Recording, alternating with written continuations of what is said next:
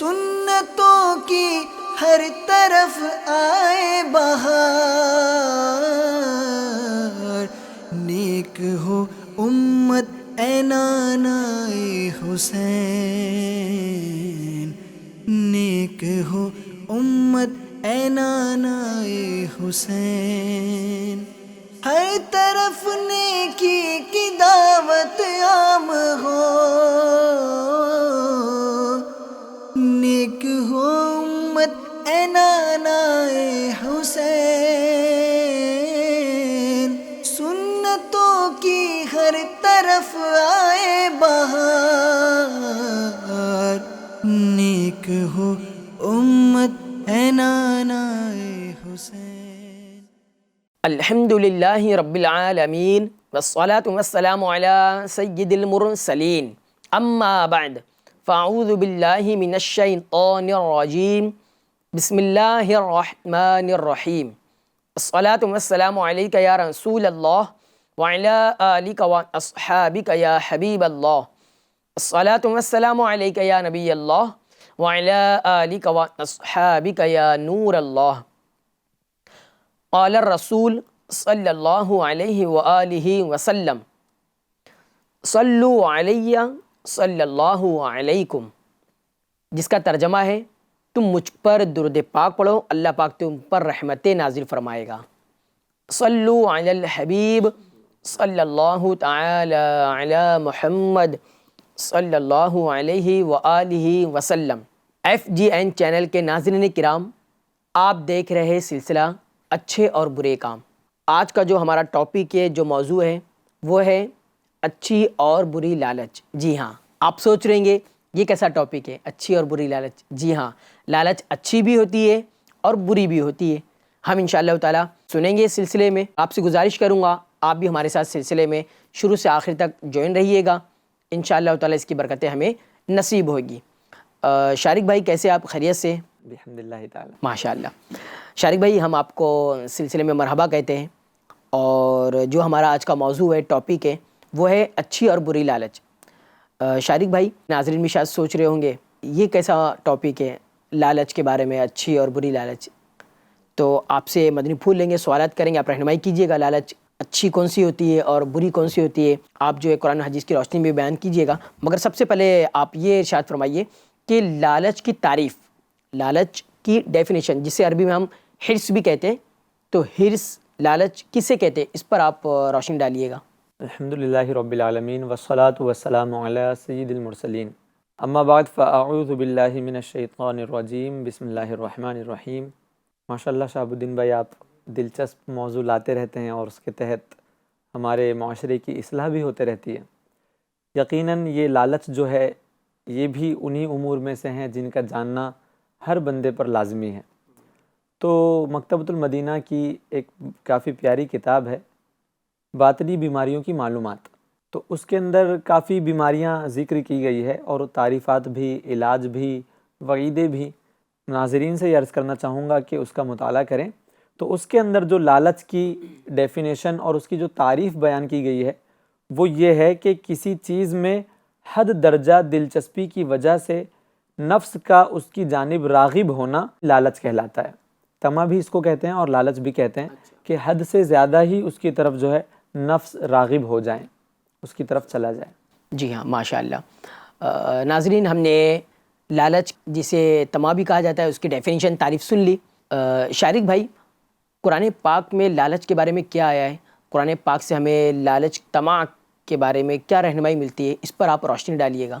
یوں تو قرآن کریم میں ہر شے کا بیان ہے، اور اس میں یقیناً لالچ کے بارے میں بھی اللہ کریم نے ہمیں رہنمائی فرمائی ہے اور اس کے بارے میں ذکر فرمایا ہے۔ اس میں ایک واقعہ اجمالاً اور اختصاراً قرآن کریم میں بیان کیا گیا۔ مفسرین اس کے تحت وہ تفصیل کے ساتھ واقعہ ذکر کرتے ہیں۔ ایک تفسیر ہے، تفسیر قرآن، اس کے اندر ایک واقعہ ذکر ہے کہ ہم سے پہلے جو امتیں گزری ہیں، ان میں ایک آدمی رہتا تھا جس کا نام تھا بلعم بن باورا۔ اچھا۔ یہ بڑا عالم اور متقی، پرہیزگار، زاہد و عابد شخص تھا۔ اس کو اسم اعظم کا علم تھا، اور یہ اپنی جگہ پر بیٹھتا تھا تو اس کی روحانیت کا یہ عالم تھا کہ یہ عرش اعظم کو دیکھتا تھا۔ اللہ۔ اس کی نگاہیں وہاں تک جاتی تھی، اور یہ بہت ہی مستجاب الدعوات تھا، یعنی اس کی دعائیں قبول ہوتی تھی، اور اس کے شاگردوں کی تعداد بھی بہت زیادہ تھی۔ مشہور یہ ہے کہ اس کی درسگاہ میں جو طالب علم دوات لے کر بیٹھتے تھے ان کی تعداد جو ہے وہ 12,000 تک پہنچی ہوئی تھی، اتنا زیادہ علم رکھتا تھا یہ۔ لیکن اللہ تعالیٰ کی خفیہ تدبیر اور لالچ کی پٹی اس کی آنکھوں پر یوں پڑی کہ جب حضرت موسیٰ علیہ السلام اپنے لشکر کو لے کر آئے تو اس کی قوم کے لوگ، بلعام بن باورہ کے جاننے پہچاننے والے لوگ گھبراتے ہوئے اس کے پاس آئے اور آ کر کہنے لگے کہ جو ہے وہ موسیٰ علیہ السلام کے لیے معاذ اللہ آپ جو ہے وہ بد دعائیں کیجئے، اللہ تعالیٰ سے ان کے خلاف دعا کیجئے کہ وہ شکست کھا کر واپس چلے جائیں، چونکہ آپ مستجاب الدعوات ہیں، آپ کی دعائیں قبول ہوتی ہیں، لہٰذا ایسا معاملہ کیجئے۔ تو بلعام بن باورہ کانپ اٹھا، لرز اٹھا اور کہنے لگا کہ تمہارا ناس ہو، خدا کی پناہ، موسیٰ علیہ السلام تو اللہ تعالیٰ کے مقبول ترین رسول ہیں اور اس کے خاص بندے ہیں، ان کے لشکر میں مومنوں اور فرشتوں کی جماعت ہے، ان پر بھلا میں کیسے بد دعا کر سکتا ہوں؟ لیکن اس کی قوم نے رو رو کر، گڑ گڑا کر اور اس پر اصرار کیا، اور اس کو جب اصرار کیا، تحفے تحائف کا لالچ دیا، تو اس نے کہا کہ ٹھیک ہے چلے میں استخارہ کرتا ہوں، اس طرح استخارہ کرنے کے بعد اگر مجھے اجازت مل گئی تو میں بد دعا کر دوں گا۔ جب استخارہ میں بد دعا کی اجازت نہ ملی تو اس نے صاف صاف جواب دے دیا کہ اگر میں بد دعا کروں گا تو میری دنیا اور آخرت دونوں برباد ہو جائے گی۔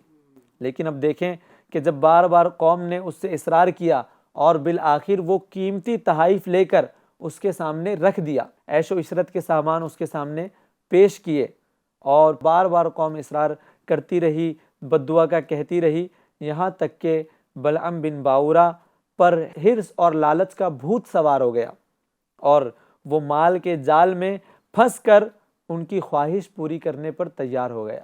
اللہ ان کی خواہش پوری کرنے پر تیار ہو گیا اور پھر اپنی گدھی پر سوار ہو کر وہ پہاڑ کی طرف روانہ ہوا۔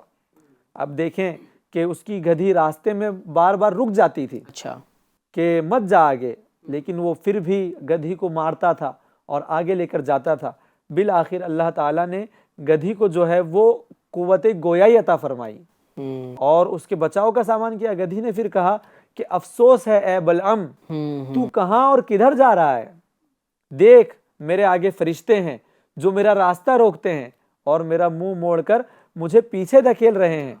اے بلعام تیرا برا ہو کہ تو اللہ تعالیٰ کے نبی اور مومنوں کی جماعت کے خلاف دعا کرنے جا رہا ہے، ان کے لیے بد دعائیں کرے گا۔ مگر وہی ہے کہ جب خدا دین لیتا ہے تو عقلیں چھین لیتا ہے۔ اب مال کی اور حرص و لالچ کی پٹی اس کے دل و دماغ پر پڑ چکی تھی، اب اسے کچھ نظر نہیں آ رہا تھا، خواہش میں وہ اندھا ہو چکا تھا۔ بالآخر اس نے پہاڑ کے اوپر جا کر حضرت موسیٰ علیہ السلام کے خلاف دعا کرنا شروع کر دی۔ اب اللہ کا کرنا ایسا ہوا کہ جب وہ بد دعائیں کر رہا تھا تو موسیٰ علیہ السلام کے بجائے اس کی زبان سے خود اپنا نام نکلتا تھا، اس کے حق میں بد دعا خود اس کے حق میں خود اس کی بد دعائیں جو ہے وہ ہو رہی تھی، چونکہ مستجاب الدعوات تھا اور دعائیں قبول ہوتی تھی، لہٰذا اس کا جو ہے وہ اس کی زبان ہی پلٹ جاتی تھی۔ موسیٰ علیہ السلام کا نام لینا چاہتا لیکن وہ اپنے لیے وہ بد دعائیں کرتا رہا۔ یہ دیکھ کر کئی مرتبہ اس کی قوم نے ٹوکا کہ اے بلعام تم تو خود اپنے اوپر بد دعائیں کر رہے ہو، خود الٹی بد دعائیں کر رہے ہو۔ کہنے لگا کہ میں کیا کروں، میں بولتا وہی ہوں جو تم چاہتے ہو، مگر میری زبان سے نکلتا کچھ اور ہے۔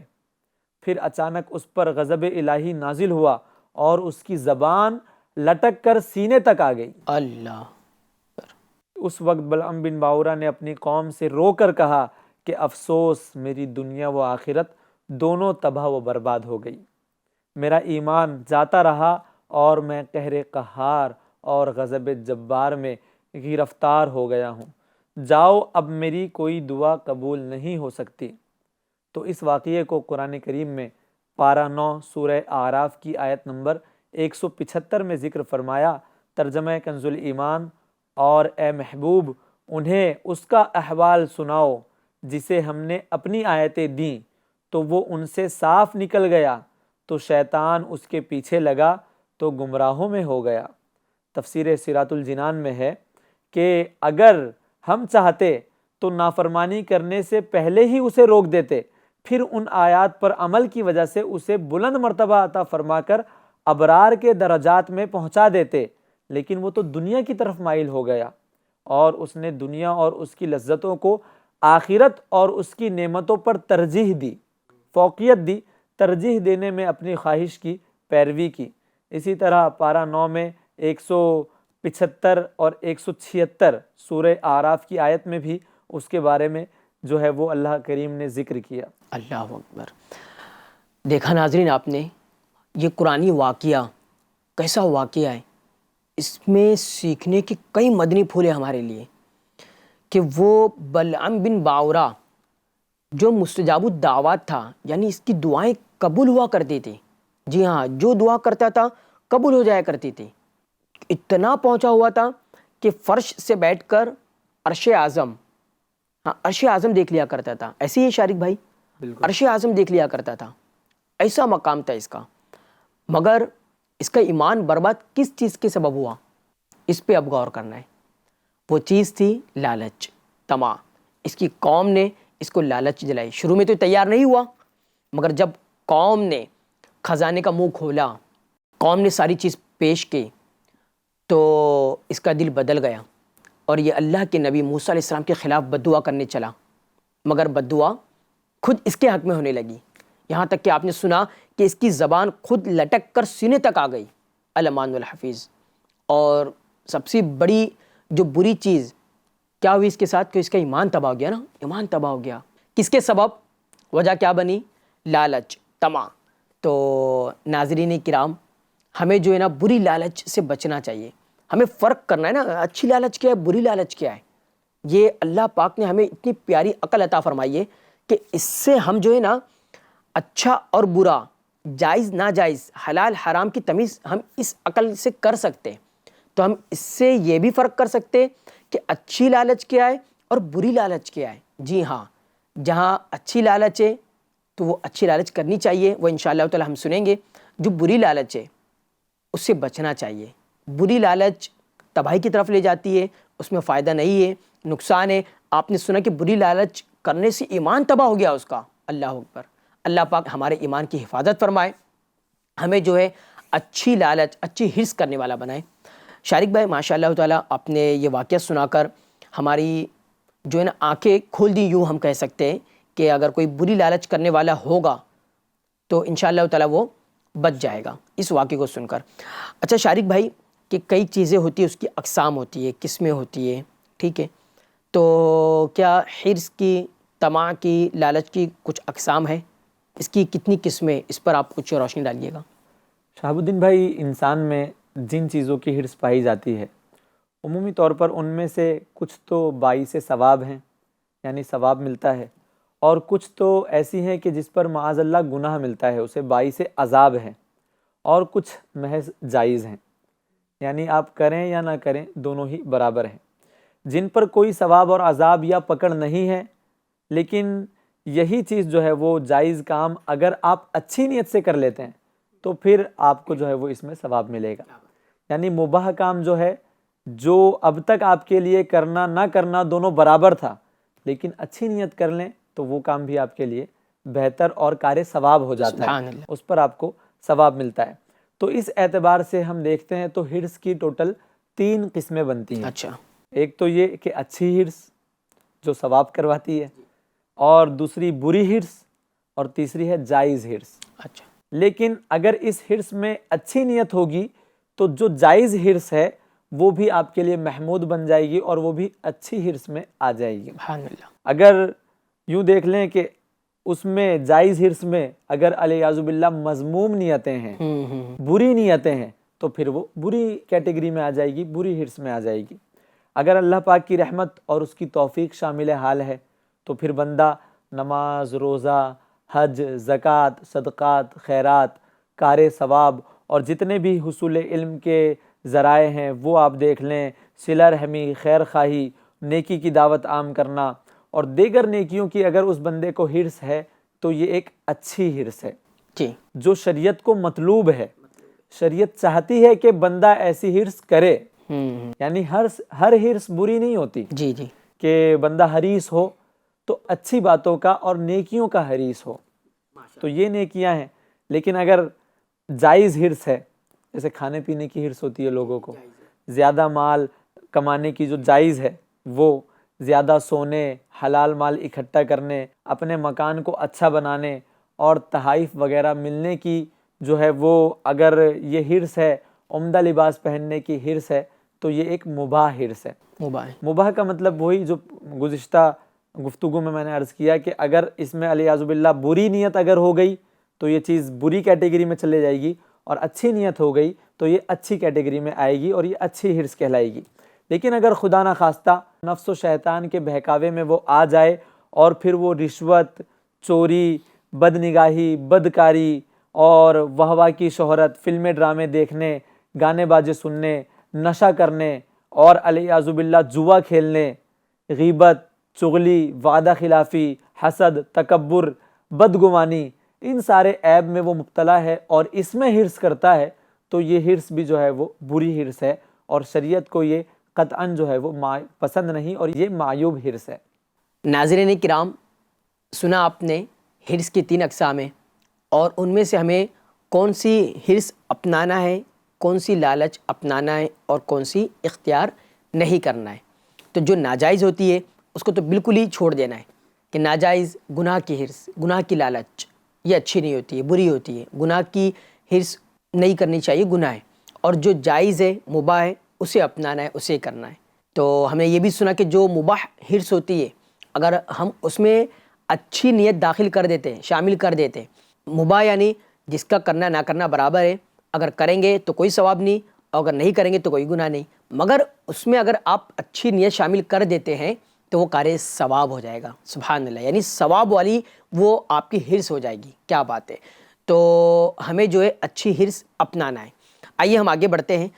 شارق بھائی، ہمیں جو ہے حرص کون سی اپنانا چاہیے؟ آپ نے تو وہ جو واقعہ سنایا، بری لالچ پر بچنا ہے، اور حرص کی اقسام بھی آپ نے بتائی ہے، مگر یہ بھی آپ بتائیے کہ حرص جو ہے، لالچ جو ہے، وہ اپنانی بھی ہے تو کون سی اپنانی ہے؟ وہ کس ٹائپ کی ہوگی، کس طرح کی ہوگی؟ اس پر آپ روشنی ڈالیے گا۔ دیکھیں، ہمارے سامنے 3 طرح کی حرصیں موجود ہیں، اور اللہ تعالیٰ نے ہمیں اختیار بھی عطا فرمایا ہے۔ مجبور محض تو ہمیں بنایا نہیں کہ جس طرح پتھر ہے بس رکھا ہوا ہے، اور ایک دم زیادہ ہی آزادی بھی نہیں دے دی گئی کہ وہ بھی حد اعتدال سے تجاوز ہو جاتا ہے کہ بس جو دل میں آئے وہ کرتے رہیں۔ ایک لمٹ ہے، اور عقل بھی اللہ تعالیٰ نے دی ہے، تو ہر باشعور بندہ سمجھ سکتا ہے کہ ان تینوں قسموں میں سے کون سی قسم اس کے لیے بہتر ہے۔ صحیح۔ اور اللہ تعالیٰ نے جب اسے اختیار دیے ہیں تو وہ اب اپنا کوشش کر کے، اپنی سعی کر کے، کوشش کر کے اپنی تمام تر قوتوں کو اچھی حرص میں جو ہے وہ اپنائیں، اور اچھی حرص میں صرف کریں اپنی قوتوں کو۔ اور ظاہر ہے کہ گناہ جیسی مذموم صفتیں اور غلط غلط چیزوں میں حرص سے بچے اور اسے بالکل ختم کر دیں، کیونکہ حدیث پاک میں آتا ہے، پیارے آقا مدینے والے مصطفیٰ صلی اللہ تعالیٰ علیہ وسلم کا فرمان ہے، لالچ سے بچو، کیونکہ یہ فوراً لاحق ہونے والا فقر ہے۔ جو فوراً لاحق ہو جاتا ہے، یہ ایسا فقر ہے، ایسی غربت ہے کہ لالچ کی وجہ سے بندہ اس گڑھے میں جا سکتا ہے۔ اور یوں ہی ایک روایت ہے، پیارے آقا صلی اللہ علیہ وسلم کا فرمان حقیقت نشان ہے، اگر ابن آدم کے پاس سونے کی 2 وادیاں بھی ہو تب بھی یہ تیسری کی خواہش کرے گا، اللہ! اور ابن آدم کا پیٹ قبر کی مٹی ہی بھر سکتی ہے۔ یہ لالچ کا حقیقت میں نتیجہ ہوتا ہے کہ وہ سیر نہیں ہوتا، وہ اس سے بھرتا نہیں ہے کبھی۔ لالچ کا جو گھڑا ہے، جو اس کا پیٹ ہے، وہ کبھی بھرا نہیں جا سکتا۔ حدیث پاک میں مثال دی، جیسے 2 سونے کی وادیاں اگر مل جائیں تو اب دیکھیں سونے کی وادیاں کتنے کروڑوں اربوں روپے کا مالک ہوگا، لیکن پھر بھی پیارے آقا نے اس کے بعد جو فرمایا، اس کا پیٹ قبر کی مٹی ہی بھر سکتی ہے، باقی کوئی دوسری چیز نہیں بھر سکتی۔ دیکھا ناظرین کہ ہمیں جو ہے لالچ، حرص کون سی اپنانی ہے؟ جو جائز ہو، اچھی ہو، بہتر ہو، جو ہمارے حق میں بھی بہتر ہو، دوسرے کے حق میں بھی بہتر ہو، ہمارے گھر والوں کے حق میں بہتر ہو، وہ اپنانی ہے۔ بری لالچ سے بچنا ہے۔ اور جیسے کہ حدیث پاک میں ہم نے سنا کہ ابن آدم کو اگر سونے کی 2 وادیاں دے دی جائے اور وہ سونے سے بھری ہوئی ہے، 2 دے دی جائے تو وہ تیسری کی تمنا کرے گا، تیسری کی خواہش کرے گا۔ یہ ہے انسان کہ لالچ سے اس کا دل و دماغ پیٹ بھرتا ہی نہیں ہے، جتنا بھی اس کو دے دیا جائے۔ جی ہاں، تو اس کو بھرے گا کون؟ حدیث پاک میں آگے فرمایا گیا اس کا پیٹ قبر کی مٹی بھرے گی، یعنی دنیا میں لالچ سے دل پر ہوتا ہی نہیں ہے، ہوگا ہی نہیں۔ جی ہاں، یعنی فقیروں کی ضرورت پوری نہیں ہوتی اور بادشاہوں کی خواہشات یہ بھی پوری نہیں ہوتی ہے۔ جی ہاں، یہ بھی ہوتا ہے کہ فقیروں کی ضرورت پوری ہو جاتی ہے مگر بادشاہوں کی خواہشات، بادشاہوں کی آرزو تمنائیں پوری نہیں ہوتی ہے۔ تو ایسے ہی معاملہ ہے، ہمیں چاہیے کہ جو اچھی لالچ ہے، بہتر لالچ ہے، مطلوب لالچ ہے، اچھی حرص ہے، تو اسے اپنانا ہے۔ وہ کیا ہے؟ سب سے بہترین جو حرص ہے نا، وہ ہے نیکی، ثواب کا کام۔ جی ہاں، یہ باقی رہنے والی ہے، اس کی لالچ کرے۔ نیکی نیکی اور نیکی، درود پاک کی کثرت، قرآن پاک کی تلاوت، روزہ، نماز، نوافل، صدقہ، خیرات، اس کی لالچ کرے آپ، اس کی حرص کرے، اس میں فائدہ ہے۔ اس کی حرص کریں گے تو یہ اس کا دنیا میں بھی آپ کو فائدہ دیکھنے ملے گا، اور یہ جو لالچ ہے نا، یہ حرص، یہ قیامت کے دن بھی کام آئے گی انشاءاللہ تعالیٰ۔ اور دنیا سے بہتر آخرت ہے، دنیا سے جو بہتر ہے وہ آخرت ہے، اور آخرت میں ہمیں نیکی کی ضرورت ہے۔ تو آپ نے لالچ اور ہم نے لالچ کس کی کرنی ہے؟ وہ نیکیوں کی کرنی ہے۔ اللہ تعالیٰ ہمیں نیکیوں کا حریص بنائے، آمین یا رب العالمین۔ شارق بھائی، یہ دیکھنے کو آتا ہے کہ لوگ جو ہے کام کاج کرتے ہیں، کماتے ہیں، تو وہ ایک ضرورت کے تحت کماتے ہیں نا، ضرورت ہے کمانا، یہ ضرورت ہے ہماری، مقصد تو ہے ہی نہیں۔ مقصد ہمارا دنیا میں آنے کا عبادت ہے۔ اب لوگ جو یہ کام کاج کرتے ہیں ضرورت کی وجہ سے کہ کھانا ملے، کھانا کھائیں گے، پانی پئیں گے، قوت حاصل ہوگی تو عبادت کریں گے، مگر اب بعضوں کو دیکھ کے تو ایسا لگتا ہے کہ ان کا دنیا میں آنے کا، لگتا ہے ایسا کہ دنیا میں آنے کا مقصد یہ ہے کہ بس وہ کھانا پینا، انجوائے کرنا، گھر بار بنانا اور اپنی باڈی بنانا اور خوب مال جمع کرنا، یہ لگتا ہے ان کے اس عمل سے۔ تو اس بارے میں آپ یہ بتائیے گا کہ مال کی حرص جو ہے اس کا کیا وبال ہے؟ واقعی لالچ کی جو چمک ہے یہ انسان کے عقل پر پردہ ڈال دیتی ہے، اور عقل ایسی ہو جاتی ہے کہ اکثر لوگ جو ہے وہ، ایک تو ہوتا ہے نا، دیکھیں کہ دنیا کا نقصان، کہ دنیا میں مال کی حرص کی وجہ سے کئی چیزوں کا، مال کا، گھر کا، کسی اپنے عضو کا نقصان ہو جاتا ہے، لیکن ایک ہوتا ہے دین کا نقصان، ایمان کا نقصان۔ تو مال اور دیگر چیزوں کی جو حرص ہے، یہ حرص جو ہے وہ بندے کے دین کو نقصان پہنچا سکتی ہے۔ کہ جیسے ابھی آپ نے دیکھا کہ بلعام بن باورہ کے پاس جو تھا وہ مال ہی کی حرص اس کے پاس تھی، لیکن اس کی عقل پر ایسی چمک اور پردہ پڑا کہ اس کی عقل ایسے زائل ہوئی کہ اللہ کے برگزیدہ بندوں کی جو ہے وہ وقعت اس کی نظروں میں کیا رہ گئی، اس کا ایمان بھی برباد ہو گیا، آخرت برباد ہو گیا، دین برباد ہو گیا اس کا۔ بالکل۔ تو آج بھی اس واقعے سے ہی ہمیں یہ سمجھنا چاہیے کہ اللہ کا نیک بندہ نمازی پرہیزگار ہے، اللہ کی راہ میں وہ جو ہے وہ اپنا وقت صرف کرتا ہے، مزارات پر جاتا ہے، اور لیکن مال کی حیثیت سے اس کے پاس ذرا کمی ہے، تو یہ جو مال والا ہے کہیں اسے گری ہوئی نگاہوں سے تو نہیں دیکھ رہا، جی یہ تو تکبر ہو گیا۔ تو پھر یہ حرص اور لالچ ہی کی وجہ سے اس کے پاس ایسا ہوا۔ کبھی کبھی لوگ اماموں سے اور علماء سے دشمنیاں لے لیتے ہیں۔